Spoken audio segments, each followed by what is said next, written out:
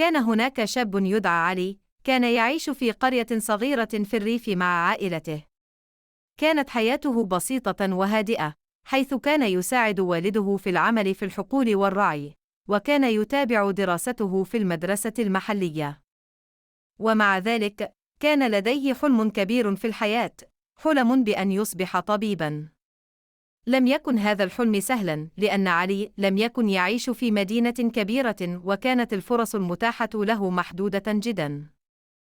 على الرغم من ذلك، فقد عمل بجد كل يوم لتحقيق حلمه.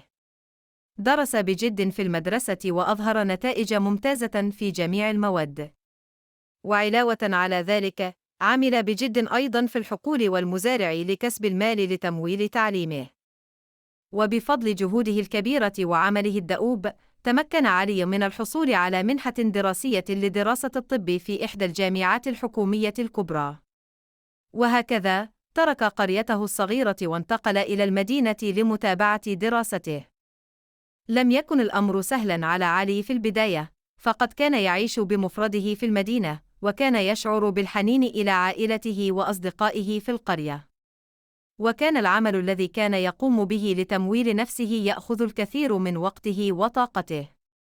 ولكنه لم يستسلم، بل بدأ في التكيف مع الحياة الجديدة والبحث عن فرص جديدة للتعلم والنمو. وقد استمر في العمل الشاق والدراسة الجادة، وتخرج في النهاية بتفوق كبير، وحصل على درجة البكالوريوس في الطب. ومن ثم، تمكن علي من الحصول على وظيفة في أحد المستشفيات الكبرى في المدينة.